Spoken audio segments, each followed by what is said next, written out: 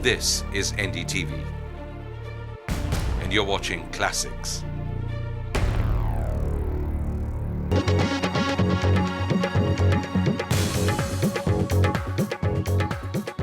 Hello and welcome to Special Report.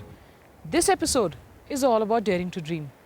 More and more urban Indians are taking the road less travelled, moving away from traditional notions of careers or just jobs that their education may have equipped them for, and are turning something that they're truly passionate about into full-time careers.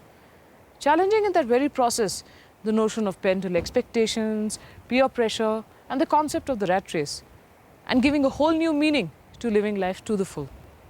In the next 30 minutes, we travel across India and meet these people who are daring to dream. In the first leg of our journey, we go over to Uttaranchal and meet a couple who are just as crazy about each other as they are about wildlife.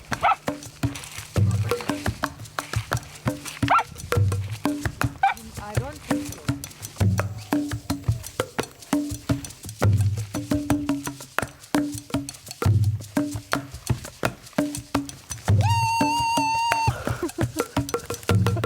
Meet 30-year-old Ritesh Suri, who once flipped burgers at Wimpy's and flew all over the world as part of the courier trade.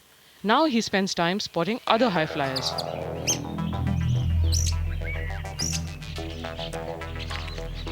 Ritesh moved away from Delhi over 5 years ago to set up one of the first jungle camps near Corbett, and it has this speciality.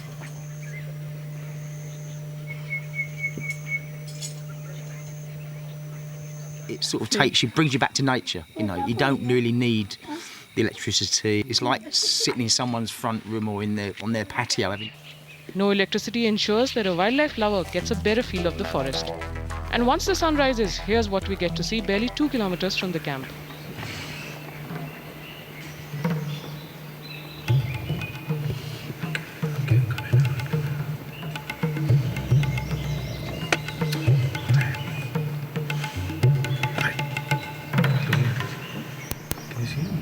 It's a love affair that started with birdwatching in college. The city did nothing for Ritesh, and Corbett was a magnet that drew him back time and again. Because it's really the life you want. You know, obviously life here and life in the cities is very different. Every day you go inside, you see something new that happens. Yeah? It's a bird building a nest, it's changing seasons, fall of sal leaves, you know. Just the whole landscape just changes. It's to do all the things he loves in and around the jungle that he set up Camp Forktail Creek.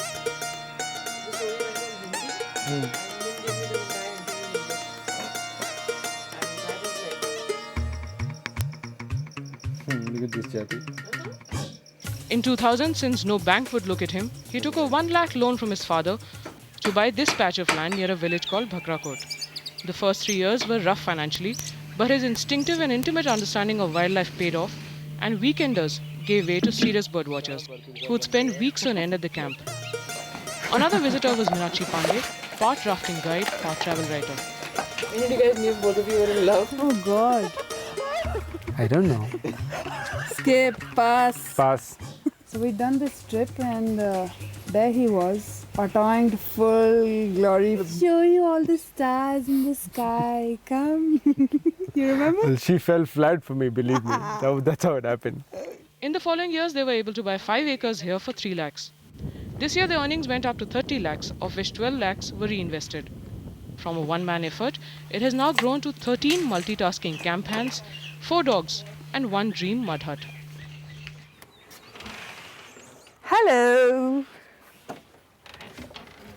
And this is our mud hut where we live. It's made by Bengali artisans. It's a very, very cool house. Notice the thick walls that it has. So of course we don't need electricity when we're here.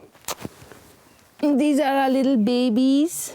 I think what these folks are doing is something which, I'm jealous about it. I'd like to do something like this. With 3 a.m. wake-up calls, Corbett Park jeep trips, walks out of camp, it's a whole lot of hard work. How we differ from other people is we've kept it very basic. We've kept a lot of our wildlife, in camp. As against a resort which is run by a manager who's on a job, and it's nice. This couple is more than clear about the journey, getting to know the forest and the life in it, and turning on others like Conan from Chennai. In between real-time training, Conan strikes more than a chord or two.